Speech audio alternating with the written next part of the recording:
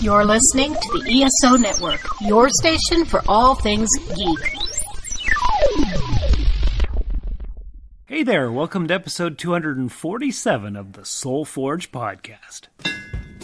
Welcome to the Soul Forge, a place of silent mystery, quiet contemplation, and outright mayhem. Join your host, Sean Vanderloo, as he guides you through the adventures of living. Together, we'll talk about life and love, sex and dating, joy and heartache, memories and loss, and so much more.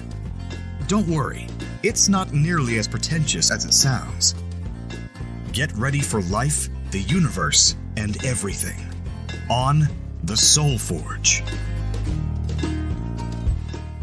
Hey all, welcome back to another exciting episode of the show. I'm your host Sean, as always, and with me today is a special guest. He's super special.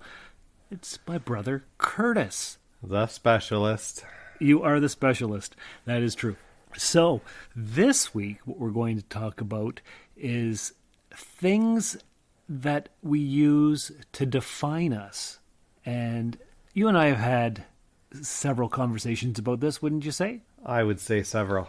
At least several? At least several. That's what I thought.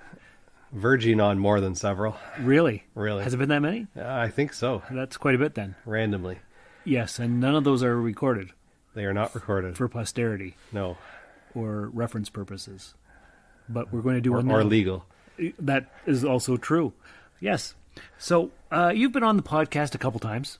3 or 4. Yeah. And how do you feel about that? Do you like being on the podcast? You know, it makes me feel like a Sioux-lebrity. A Sioux-lebrity? Yes. Yeah? Yeah, absolutely, because I'm from the Sioux. Yeah. And I'm on the podcast that is getting millions of views. Yes, because it is superb. Superb soul forging. That's right. So, yeah, it's time to talk about things that define us, or the things that do not define us, as the case may be. So That sounds Shakespearean. Does it? It does. Alas, poor Yorick, I knew him well. To define us or not to define us? What's the question again? That is the question. Ah, that's the question. Yeah. And it's always fun when you're on the show because our witty banter is out of this world. The wittiest? Except for when Wit is on the show. Then it is truly the wittiest. That is true, and Wit has not been on the show in quite some time. I do have to track him down because he's trying to do a podcast, and he hasn't gotten it off the ground yet, and I think he's been at it for more than a year. Oh my goodness. I know, so he needs expertise. And you are the expert, Mr. 237th episode. 47. 47. No!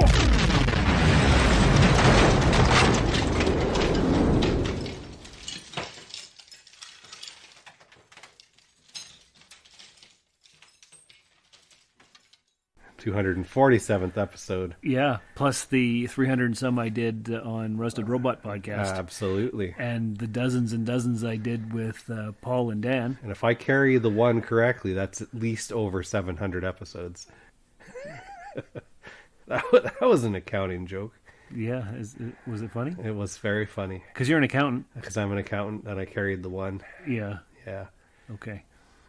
All right, so back to the topic at hand. So not an accounting podcast. All right. No. Duly noted.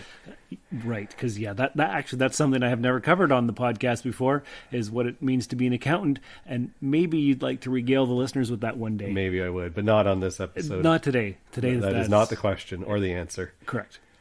Okay, so throughout my entire life, I have used external stimuli or circumstances to define who I am. Would you agree with that? As you've told me, I would agree with that, because you often tell me that the things that you surround yourself are what you identify with. That's right. Make you who you are. Exactly. But do they make me who I am? Only you can tell me that. Okay, well, I'm telling you that for my entire life, up until quite recently, I decided that my things were who I was. And I don't like that anymore. Oh. Yes. For example, ever since I can remember, I have been a collector, and that's what I was known as. I am the collector. I'm the Star Trek guy. I was the poet in university. I was this. I was that. I was the teenager who would sit in the middle of the apartment complex selling my stuff to the neighborhood kids in the middle of the summertime. I remember quite a number of years ago, we were living together in said apartment complex, and I was a child. I can't even remember how old I would have been. How old would I have been? 4 years younger than me. Yeah. And when did we move into that apartment? 1987. All right. So I was maybe 8 or 9 years old, and you stumbled upon a collection of beer caps and bottle caps, and it was at least 1,000 or more in this box, and you loved it. You couldn't get enough of it. And I don't know if that started your collecting period or not, but that was a contributing factor, I'm sure. Well, I've always been a collector. I have always had a junk drawer. One of my first memories is sitting in front of my dresser at our father's house, going through my dresser of collectibles. Who art thou, Father? That's right. And let me think. I think we moved out of there when I was about 4 or 5, so that's how long ago that was. That's 40-some years ago. Huh. And that's one of my earliest memories. I've always had stuff. Yeah. And I guess you could say I come by it honestly. I would say that is correct. Since both of our parents would collect stuff. All kinds of things. All kinds. Didn't matter what it was. You name it, it's probably obtained. That is and held on to. Yes. And somehow both Robin and I also got this collecting gene. Yes. Even though brother Robin has a different father. It's true. Has the same mom. But the same mom, so. That's true. But you don't have it. I would say I do not have it. You are not a collector of things. I try not to be a collector of things. And that is a very lucky thing. Because I will tell you, hauling all this crap around for years and years is not fun. I could see that. However, I guess I don't have the things that you have, so maybe that makes me sad. But you know what won't make you sad? What's that? Listening to this promo for another podcast right here on the ESO Network. I love this promo. Hey, Martha. What? Do you like nerd stuff? I do! And do you like adult beverages? I super do. Well, then you should join us with a drink. With a drink! With a drink. But first, let's talk nerdy. Clink! On the ESO Network. We'll see you On Tuesday. Maybe next Tuesday. maybe. Did you love that promo? That was my favorite promo yet. I thought it might be. That is a podcast that I will listen to going forward. I thought it might be. That's why I chose it. It was an excellent choice. Good. I appreciate that. You're welcome. Yep. So the last few years, what I've decided to do is downsize my collection. Because I was always defining myself as a collector. I'm the Star Trek collector. And so let me ask you something about this. Go ahead. The first thing that you downsized, Yeah. how did that make you feel? Honestly, I don't remember what it was. So I guess it wasn't that important to me. And as you started to thin out your collection after this catalyst moment, did you feel like you were giving away a part of yourself? There were moments, depending on what the thing was. If I have an emotional attachment to it for some reason. Sentimental. Yeah. Yeah, a lot of sentimental stuff. And what would be a definition, or what would be an object that would have that sentimental value to you? Well, I would probably say that my Star Trek Hallmark ornaments would have a sentimental attachment, since it was a mom tradition. That she would See, get and from me. I can appreciate that. So, in that regard, had Mom bought me these ornaments every year for Christmas, I would have a hard time letting go of those, because that's a present, and I wouldn't necessarily consider it a collection piece. So I can fully identify with why that would be sentimental to you. Okay, well that's good. So you get it. I get it. Yeah, and I've had so much stuff, and I've got between 30 and 40 totes of just things, and I've moved a lot in my life. Mm-hmm. And moving these things around, not fun. I remember when I was, I think, 18, and I decided, well, every intelligent person needs to have a library or a book collection, and so I started collecting books that I liked, not realizing how heavy they are when you add them up. Books are very heavy. Yeah, and I tend not to read them more than once, so why am I keeping them? I don't know. Absolutely. And for a tip for anybody that's going to move, don't box all your books together. Split them up into other packages so that those boxes aren't as heavy. Exactly.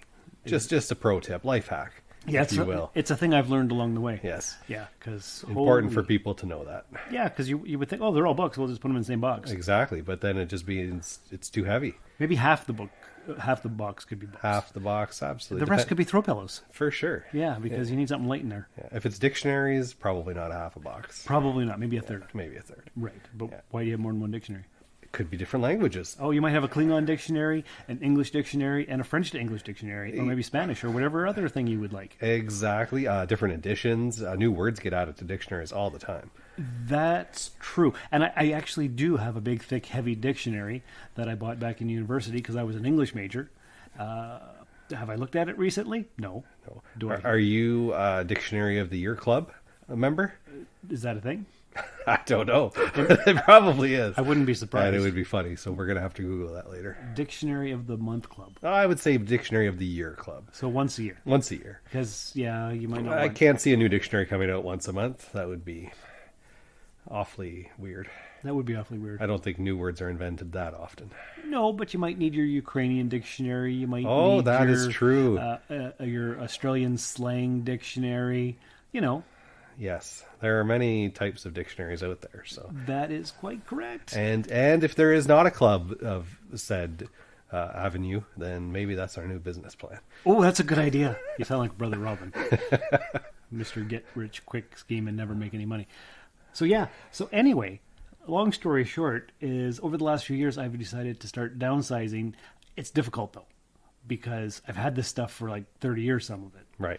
But as everybody knows, because I've mentioned it multiple times, Rusted Robot Toys on Etsy was opened at the end of June last year, and I've started selling some of my things. Yes, you have. And is it difficult sometimes? I'm like, yeah, a little bit, because I've had it for a long time, but you know what? Maybe somebody will want it, and they'll pay money for it. So let me ask you this. Yeah. The things that you post on Etsy, because you have such a vast collection, Yes. are you choosing the things you less identify with early on here? Or have you ever posted something that has that sentimental attachment? I think I've put a few sentimental things on there, but mostly it's things that aren't vital to my identity as a human. So you're easing your way into it, trying to gain some traction as you go along. That's right. In reforming yourself. I'm working up slowly. Yes. Because, you don't want to do something all at once and then have a mental breakdown or something. Well, exactly. Like upping your life and just moving cities randomly or something. Yeah, that'd be weird. That'd be like, weird. Nobody does that. Nobody does that. No, I wouldn't even know how to begin to process that. No, exactly. So yeah, so that's not a thing. Definitely not. But how do you define yourself if you're not a collector of things? Or do you not define yourself?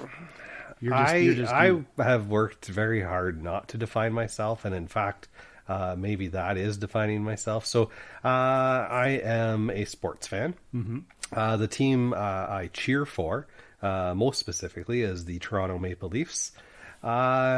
However, I avoid wearing too many Toronto type clothing items. Okay. I don't put bumper stickers on my vehicles because that's not who I am. Yes, I enjoy the Leafs, but if they have a terrible breakdown and lose the Stanley Cup playoff, whatever. Your identity isn't shaken? I'm not shaken. People will come and comment and like try to rouse me or whatever.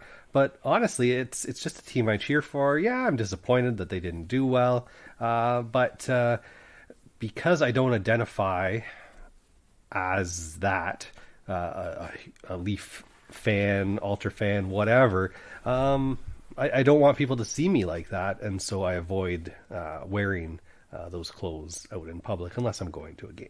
Okay, that makes sense. And another thing that I used to always do was throw stickers on my car because my car is an extension of my personality. So, I have for the last 3 vehicles I had Mr. Spock for President bumper sticker. The car that I had before the one I have now had like Batman stickers on it. And what do you mean an extension of your personality? I'm not sure how I can explain that to you. Because I've often heard people talk about vehicles as an extension of themselves.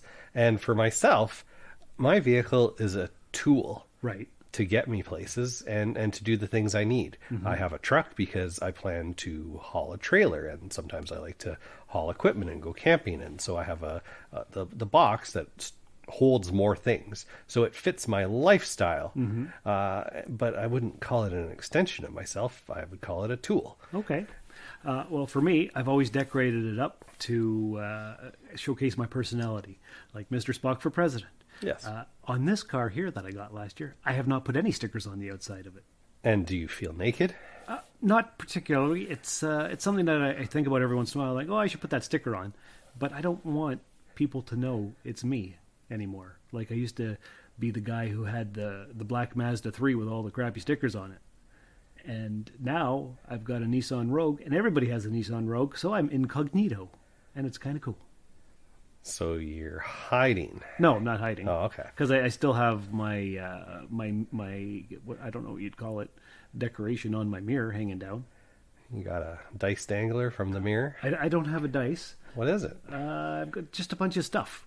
Like there's a rabbit's foot, there's a Mr. Spock, there's keys on it, there's a skeleton key. And do you feel like that helps you identify in your vehicle? It's just gone from vehicle to vehicle to vehicle ever since I've had a car. So it's just consistent. But it's on the inside, it's not on the outside.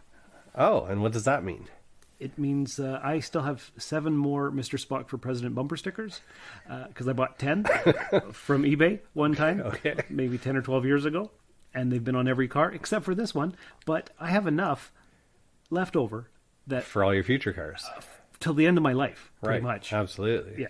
And do you think you'll end up putting this Spock sticker on this vehicle? Maybe, maybe not. I'm not really concerned. Okay. Yeah, I'm trying to get away from being defined by my things. So you don't need it to be an extension of yourself at this point. Exactly. Okay. Yes, I'm trying to just be happy with who I am internally, and I don't have to be the poet. I don't have to be the collector. I don't have to be the Star Trek guy. But doing that, it's still hard to break some routines, so that's why you have the item on your mirror hanging down. And I just like that stuff. Yeah, absolutely. So yeah, that's the way it's going. But I don't need the things to tell me who I am anymore.